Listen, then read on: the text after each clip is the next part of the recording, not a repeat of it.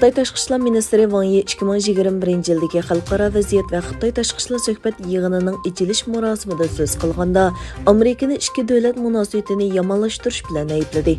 Xitoy Amerika munosabatining og'ir qiyinchilik va har xil xirqqa duch kelishiga asosli sabab Amerikani Xitoy bilan bo'lgan diplomatik munosabatiga xato strategiyalik baholash ilib borganligida dedi. Xitoyning dаңlıq tennis top mahiri Peng Shuai oldingi oyda Xitoyning sobiq muavin bosh ministri Zhang Gaolini jinsiy tajovuzchilik bilan ayblagan va taxminan 3 hafta g'oyib bo'lgandan keyin tunugin taratqularning ziyoratini qabul qilib, bu ayblashlardan tinib olgan. Xalqaro ayollar tennis top jamiyati Pengning so'ziga baho berib, biz izchil aytganimizdek, bu rasmlar bizning Pengning bexatarligiga bo'lgan andishimizni tugatishga yoki uning besimga uchirmasdan so'zlaganligini isbotlashga yetarli emas dedi. Kreml sarayının bayonotchisi Dmitriy Peskovning aytishicha, ular Amerika va Shimoliy Atlantik ahdi tashkilotiga topshirgan har xil bexatarlik kapolati to'g'risidagi takliflarga qarata texnik konkret javob qabul qilmagan. Peskovdan Shimoliy Atlantik ahdi tashkilotining Rossiya chegarasiga qurol-yarog' o'rinlashtirishining mumkinchiligi to'g'risida so'ralganda, u albatta hech kimga sir emas. Bizning chegaralarimizga tahdid elib keladigan har xil qurollarni o'rinlashtirish, vaziyatni muqimlashtirish uchun muvaffaq qadam tashlashni talab qiladi dedi.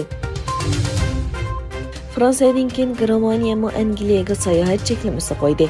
Xitoy virusi Omikron variantining tarqalishining oldini olish uchun e'lonlangan qarorga asosan faqat Germaniya fuqarolari va Germaniyada turish ruxsati bor kishilarla bu davlatga kira oladi.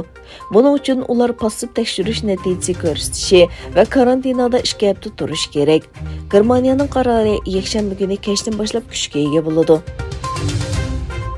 Amerika sobiq prezidenti Donald Trump koronavirusi sababli Xitoy raisi Xi Jinpingni dunyoni vayron qiladigan qotil deb qarasimi, uning bilan nihoyat yaxshi munosabati bo'lganligini aytdi. Fox xabarlarining ziyoratini qabul qilgan Amerikaning sobiq prezidenti Trump COVID yoki men ataydigan Xitoy virusi paydo bo'lganda Xi Jinping bilan bo'lgan esil munosabatining ta'tir yo'nalishida o'zgarganligini aytdi. Amerika Olam qatnashi va aviatsiya idorasi NASA Yupiterning hamrohi Ganymede'dan chiqqan ovozni e'lon qildi. Egallanishicha, ovoz xotirasi sun'iy hamrohdan tarqatilgan elektromagnit to'lqini ovoz doirasida yo'tkash orqali oshkorlangan. NASAning Juno nomli sun'iy hamrohi 2011-yili olam bo'shligiga qo'yib berilgan bo'lib, 2016-yili 7-oyda Yupiterga kelgandan buyon orbitasida chorlash faoliyatlarini olib borgan. Sobiq lager shoidi Tursunay Ziyovuddin yig'ilish lagerlaridagi vahshiyliklarni oshkorlashni davomlashtirmoqda. U yaqinda Amerika taratqullarining ziyoratini qabul qilganda o'zining lagerda tug'maslik to'g'risi yeyishga majburlanganligini va tajovuzga uchraganligini aytdi.